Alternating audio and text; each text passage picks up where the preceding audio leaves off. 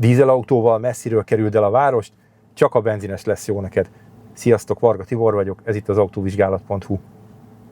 A dízelpara óta szinte naponta érkezik olyan kérdés hozzánk, hogy milyen autót javaslunk mindenképpen benzinest városba.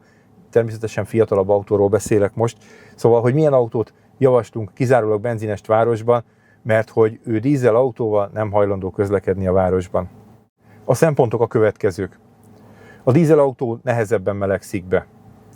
A dízelautóra többet kell költeni, és nem tesz jót neki a városi, rövidutas, főleg hidegmotoros használat. Többet fog állni a szervizben, és megöli a korom meg a füst a városlakókat.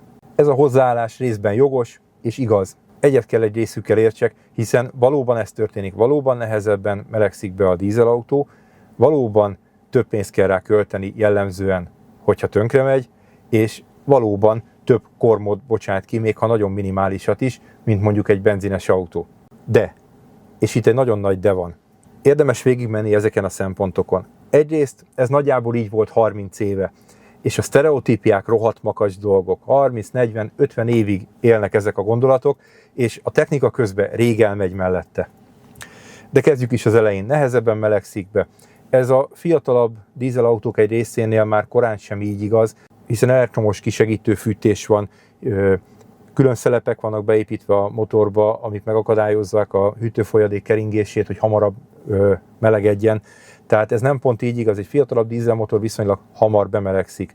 De még mindig ott a pont, a benzines meg a turbobenzines motorok tényleg egy kicsit hamarabb bemelegednek. A szervizköltségnél már nagyon homályos a kép.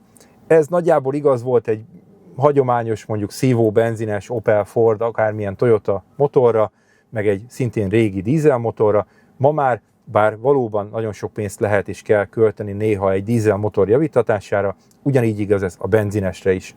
Nagyjából minden drága motyó megtalálható benne, ami egy dízelautóban is megtalálható. Van bennük kettős tömegőlenkerék, van bennük drága üzemanyagrendszer, mármint hogy befecskendezőrendszer, meg szivattyú.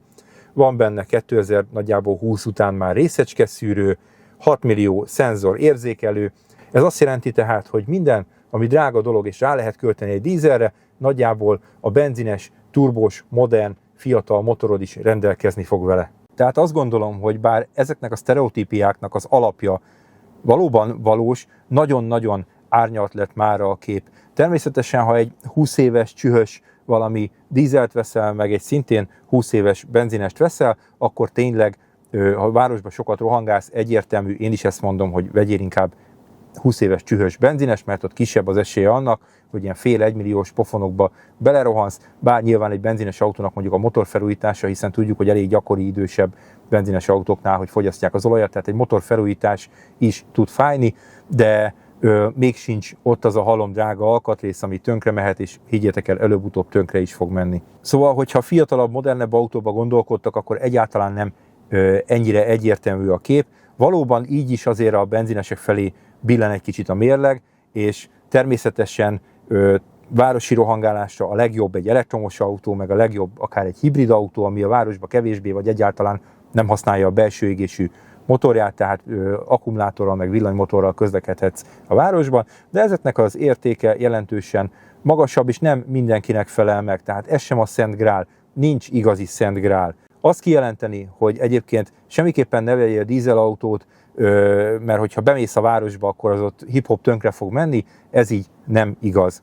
Szóval ezzel az elektromos hibrid témával városba rövid utakra rohangálva én is egyet tudok érteni, én is használok elektromos autót, meg egyébként van benzines, meg dízel autóm is, de maradva a videó eredeti témájánál, hiszen azért ne felejtsük el, hogy mégiscsak a hazai utakon döntő többségében benzines, meg dízel, azaz belső égésű motoros autók találhatók. És ez még így lesz jó pár évig, úgyhogy én azt gondolom, hogy tök fölösleges akár a kommentbe károgni, hogy mekkora hülyeség, engedjük el, csak vegyünk villanyautót, mert most ez a videó nem erről szól. Tehát a Schuster maradjon a kaptafájánál, hogyha sima, hagyományos meghajtású, tehát benzines vagy dízel autóban gondolkodsz, viszonylag sokat jársz városban, akkor a rövidutas, hideg motoros használat előbb-utóbb mindent ki fog fingatni.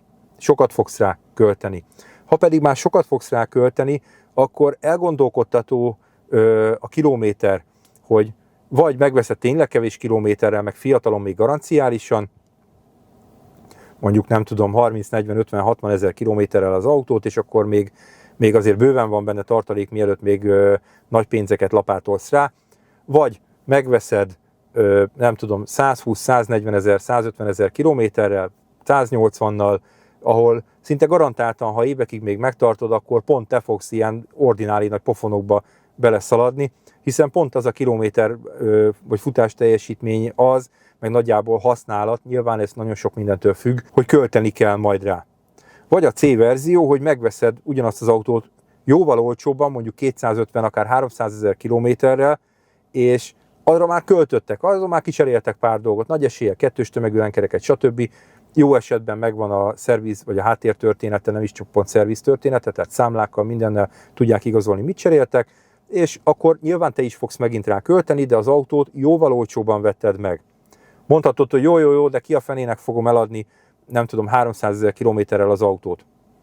Jogos a felvetés, de ne felejtsd el, hogy olcsóban is vetted, és még mindig megvan az a vásárló az autópiacon, aki ugyanígy gondolkodik, és ugyanígy olcsón szeretne egy adott típust venni, tehát hidd el, bár olcsóban, de meg fogják tőled venni. Természetesen csodák nincsenek, hogy megveszed egy sok kilométeres autót a piaci átlagárnál jóval olcsóbban, és majd drágán adod el, mert azért a piac kilöki magából az álmodozókat. Ne legyél közöttük. Tehát belső égésű motorral, városi használatra a Szent Grál, még mindig egy egyszerűbb autó, akár kicsit idősebb autó, szívó benzines motorral, mint mondjuk egy, nem tudom, Opel Astra vagy Honda Jazz. Bár az Opel az kicsit kakutojás, mert ők azért megfogták a dolog könnyebbik végét itt a benzines turbós témánál, hiszen fogták a hagyományos motorjukat, aztán kis túlzással rábígyeztettek egy turbót, tehát nem építettek egy tök új motort, mint mondjuk a Volkswagen a TSI-vel, és akkor egy jó bonyolult, nagyon modern autót épített. Tehát az Opel az kicsit ilyen, meg egy-két típus még van ilyen, aki egy viszonylag egyszerű konstrukciót tartott meg ezzel a turbós dologgal, de mindegy, szóval neki is van még ilyen, mondjuk E-Astrában, meg akár K-ba is szívó benzines motorja, vagy akár még a Focusnak is vannak, még viszonylag fiatalabbak. Tehát vannak olyan autótípusok, vagy Toyota például, ahol meg tudod még venni szívó benzines motorral, csak egy dologról nem beszéltünk még, az üzemanyagról. Nyilván egy ilyen motor fogja az összes motortípus közül fajlagosan a legtöbbet fogyasztani a teljesítményéhez képest. Azért emelem ki, hogy a teljesítményéhez képest, mert az autókat vadalság a lökettérfogatuk alapján összehasonlítani.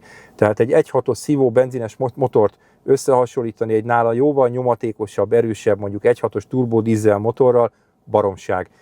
Nagyjából a 2 literes szívó benzines felel meg valamennyire, ez ilyen ökölszabály, mondjuk egy 1.6-os turbodízel motor teljesítményének, meg így közelít egy picit már a nyomaték. Tehát ha azt nézzük, hogy egy városban egy 2 literes benzines szívó régebbi konstrukciós autó mondjuk fogyaszt 10-11 litert, az 1.6-os meg fogyaszt 6 litert, akkor ott barátom van simán vagy 4 liter fogyasztás különbség. És 4 liter fogyasztás különbség 10 000 kilométerenként olyan 250 000 forint. Tehát ha mész egy évben mondjuk 25 000 kilométert, akkor olyan 6-700 000 forintot tankolsz bele pluszba a 10 litert fogyasztó vagy 11 litert fogyasztó benzines autódba. Persze van olyan, mondjuk maradva a Honda Jazz példán, ami nagyon takarékos és benzines, az ilyen elketyeg 5-6 literekkel, de a teljesítménye meg a nyomatéka nyilván nem annyi, mint mondjuk egy 1.6-os turbodízelnek. Tehát arra biztatok mindenkit, hogy így hasonlítsátok össze a dízel meg benzines autókat, hogy teljesítmény és nyomaték alapján, ne lökettérfogat alapján. A videó végére megint csak kilukadunk oda, hogy a típuson túl, vagy a típus választáson túl a legfontosabb az autó, vagy a különböző technikáknak az állapota. Hogy tartották karban, hogy használták, most milyen állapotban van.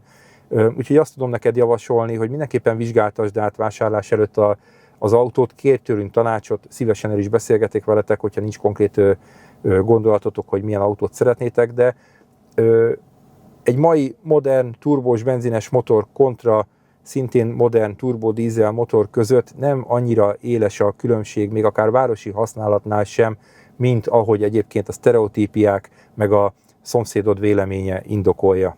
Arra kérlek benneteket, és itt tényleg keresem az olyan autótulajdonosokat, akik egyébként használnak, és ne 30 éves csühös dízeleket, hanem tényleg viszonylag modern dízel motorokat használnak főként városi használatban, és van valamilyen tapasztalatuk ezzel, és nem megvettek egy lefosott kilométerkövet, aztán utána az életüket elköltötték, és ezért PTSD-jük van ezzel kapcsolatban, hanem olyanok, akik tényleg jó állapotban tartják az autójukat, hogy milyen tapasztalatuk van ezzel kapcsolatban, és ugyanígy várom azokat is, akiknek turbós benzines autójuk van, használják őket városban, és akár nem kellett rákölteni, akár az életüket ráköltötték. Írjátok meg ezeket nekünk kommentbe, iratkozzatok fel, lájkoljátok, és osszátok a csatornánkat, hogyha tetszik. Sziasztok!